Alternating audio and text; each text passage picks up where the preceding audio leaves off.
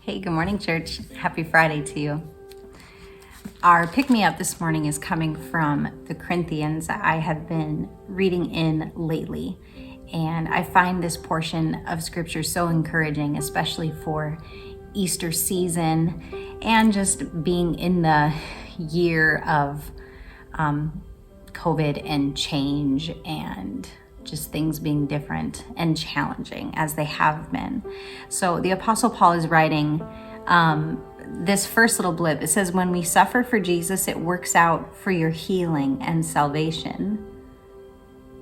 Your hard times are also our hard times. When we see you're just as willing to endure the hard times as to enjoy the good times, we know you're going to make it. No doubt about it. Surely in the last year or so, we've been experiencing hard times and we've made it. That saying, what doesn't kill you makes you stronger. Be encouraged today that we're certainly stronger in some ways, even if we can't see it, than we have been a year ago. But this is the part I really want to focus on this morning, is what comes after that. Paul says, we don't want you in the dark, friends, about how hard it was when all this came down on us in Asia province. It was so bad we didn't think we were going to make it. We felt like we'd been sent to death row, that it was all over for us. As it turned out, it was the best thing that could have happened. Instead of trusting in our own strength or wits to get out of it, we were forced to trust God totally. Not a bad idea, since he's the God who raises the dead. And he did it.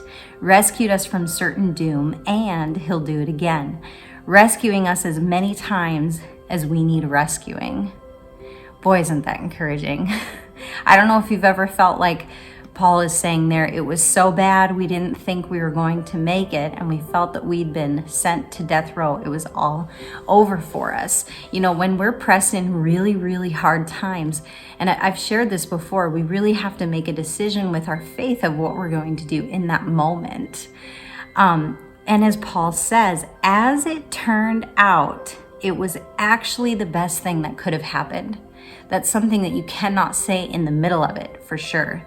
You can only say it after it's over and you've experienced the faithfulness and goodness of God to help you weather through it and be your strength and your confidence and security in it all.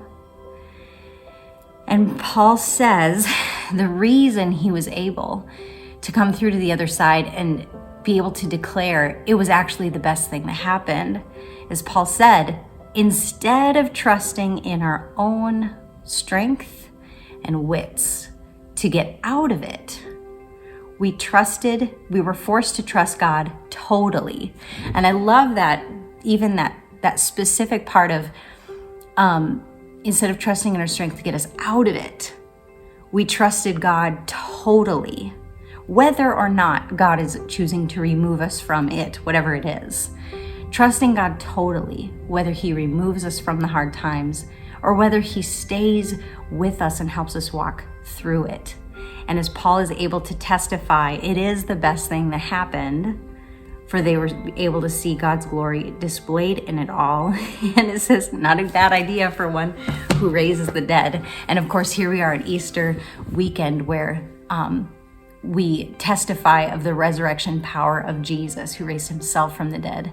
And as it says in the text, he will do it again. He will certainly raise us. He will certainly resurrect the hard things in our lives and transform us, redeem those things, ever more into the image of Jesus, ever more healing and strength in our lives.